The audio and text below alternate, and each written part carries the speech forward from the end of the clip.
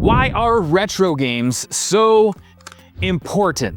I always thought it was a matter of game preservation, or maybe for you it's even nostalgia. But as it turns out, that's just a very small fraction of the importance of not only retro games, but physical media itself. So if you're somebody who grew up with this stuff and has been collecting it for years, or maybe you're somebody who wants to start getting into collecting retro games or physical media, you found the right video.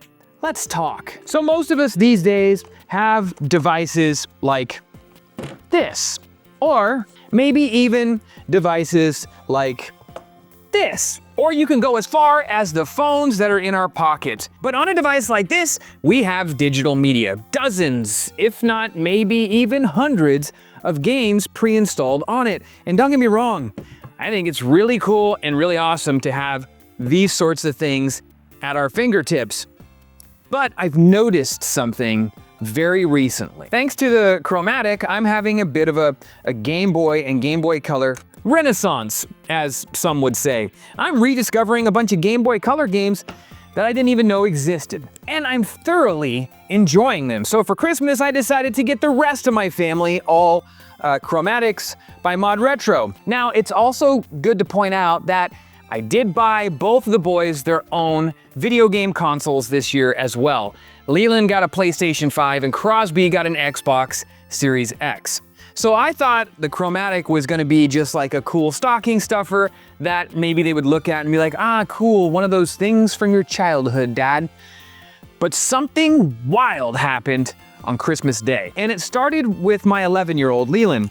He picked up his Chromatic and he started going through my games, and he found one of the newer releases by Mod Retro called Tales of Monsterland. And he started playing it, and he just sort of became enamored by it. And it's a very simple little 8-bit action adventure side scroller. There's nothing crazy about it. But let me tell you exactly how and why that game got its hooks in him. We went to see Sonic the Hedgehog 3 the day after Christmas, I think. And when we drove there, the boys wanted to take some of their games with them. Usually they'll take their Switch in the car or maybe even their iPad. This time, because it was a brand new Christmas gift, they opted to take their Chromatic, and they each got to choose one Game Boy Color cartridge from my massive collection that I have over here. Leland decided to take Tales of Monsterland. And as we got in the car, he popped this cartridge in, and at first sight, he's like, ugh, some old school graphics. Now here's the interesting thing. If this were an app on his iPad or a game on his Switch or something like this, this is the point where he probably would have closed the game down and popped in something new. Maybe gone through 10 or 15 different new games on the course of this drive, just checking them out, right? But he only had one game to choose from. One physical cartridge, because that's all he brought. So what did he do? He played more of that game. And as he played more of it, he realized, wow, this game is actually pretty cool. I sort of like this. And he played it the entire drive to the movie theater and the entire drive home from the movie theater. But here's something really interesting that happened. When we got home and he got out of the car, we were walking up to the house and he says, Dad, you know, I think I'm gonna try and beat this game today. Now, keep in mind, we're walking into a house that contains a brand new PlayStation 5 that he just got for Christmas with like Call of Duty and Fortnite, a bunch of other games installed on it. He could have chosen any other game. He chose to play a Game Boy Color game.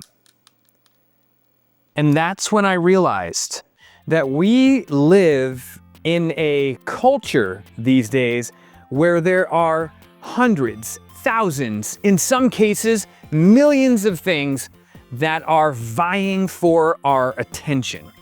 We live in a culture where the real currency is attention. We pay for everything with our attention. Because really, if you have our attention, you'll get the money. Money isn't actually the currency that a lot of things are working with these days. And as I just said, the options are limitless. We have stuff like the App Store, Xbox Game Pass Ultimate, PlayStation Plus, even Nintendo Switch Online, all with thousands of different options to choose from. And now we have subscription services like Netflix and Hulu and Disney Plus. And when you subscribe to those services, you have hundreds, if not thousands, of games to choose from. Now, when I was a kid, I would have to beg my parents to drive me to the store so we can pick up a copy of a game that I didn't already have or didn't already play through. And over the years, I would amass all of these different games and cartridges, each of them having their own special stories and memories attached to them by me. Like this copy of Super Mario Bros. 2, as you can see, I carved my name into the bottom of this. In fact, my brother and I used to do this to all of our games. Here's my copy of Zelda with my name carved into the bottom of it. And this is because I loved this game so much. I spent so much time with this game. And here we are, probably, oh God, we gotta be coming up on 40 years since this game has come out, and I can still take the original copy that was purchased by me, pop it in my NES and play it. And what's even more special is my kids can take this original copy, pop it in my NES, and play it. And the last time I checked, you can't do that with a digital copy of a game. In fact, most of the time, if a server goes down or the servers go offline forever, you never get to play that game again. So my son didn't feel the need to flip through a bunch of games to hold his attention. He only had the one game at his disposal. And so he found solace in that game. And this is something, as a kid of the 80s, we used to do a lot.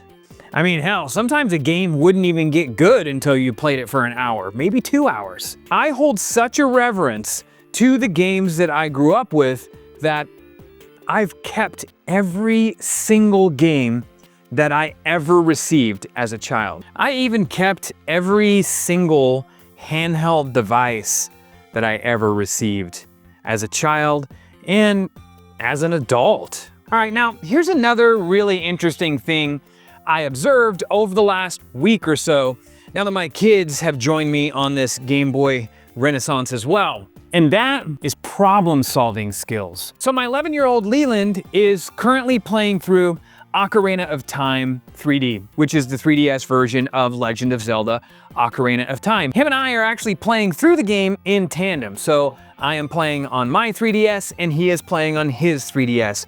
With one exception, we're allowed to ask each other about certain aspects of the game, but we are by no means allowed to look up anything online about the game.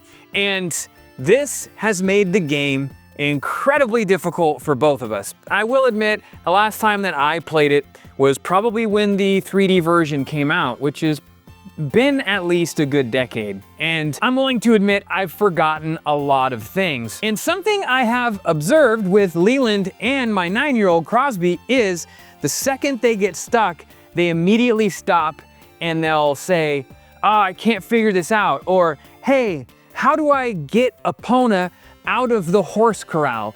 or a number of other things. And this is when they would typically grab their iPad and look it up, or just go to YouTube and watch somebody else play it. But the funny thing about this is, you know, back in my day, when we had games that were overly difficult, we didn't have YouTube.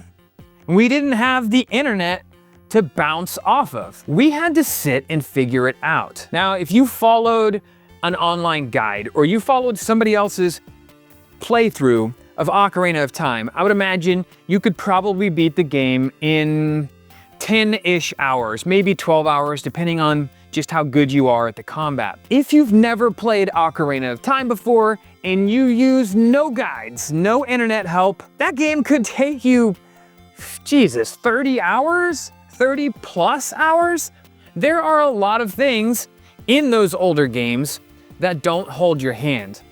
And I think that this helps develop problem-solving skills. And it's something that I've noticed with my kids, especially now that they're really starting to take up a passion for retro gaming. And that is, when they first started getting into this, they would get to a point where they get stuck and they would immediately ask me or their mom, I just don't understand. Where do I get the Master Sword? Or how do I get the fire tunic? I don't have a wallet that's big enough to carry that many rupees. I didn't know how to get it back in 1998. I had to wander around Hyrule until I figured it out. And so letting him go on this journey of critical thinking and sort of self-discovery, I've watched him grow a lot. And he's starting to use these critical thinking skills outside of just playing video games.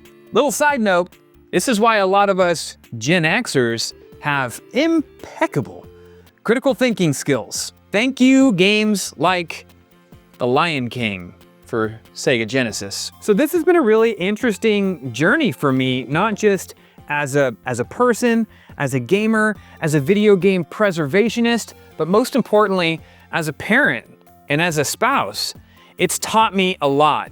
Observing my children's behaviors when they interact with this stuff just makes me realize how far things have come. And don't get me wrong, I'm not saying this because I think things are bad nowadays. I actually don't. I really love stuff like this. I play a lot of games on my ROG Ally X.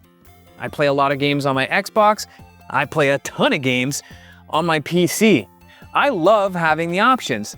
I love the fact that I can pull up the oldest, weirdest, most obscure Disney movie on Disney Plus at any given point without searching through my collection. I think that there is something to be said about that. But I also think it's really, really important that stuff like this gets preserved. And truth be told, that's why I'm so fanatical about stuff like the Chromatic. This device here has not only helped me relive a lot of the fantastic memories from my childhood and rediscover some that I missed, but it's helping me see things about my children or about this younger generation that I didn't see before. And stuff like that is really, really important. While it is important, it's not just about games preservation. It's about recorrecting the attention spans of our children, of the youth.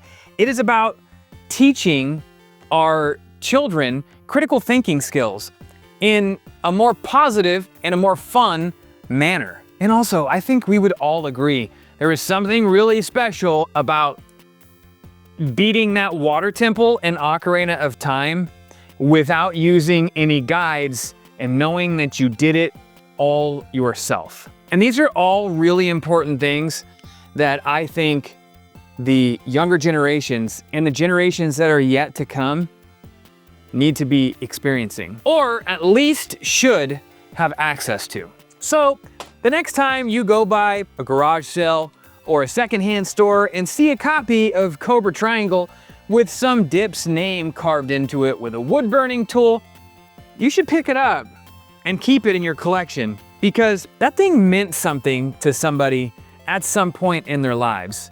And maybe it might mean something to somebody that's not in your life yet. Because it is my opinion that the more we preserve stuff like this, the better it's going to be for future generations to come. Because after all, it is the journey that we should be enjoying. Because in the end, that's what we are going to have the fondest memories of.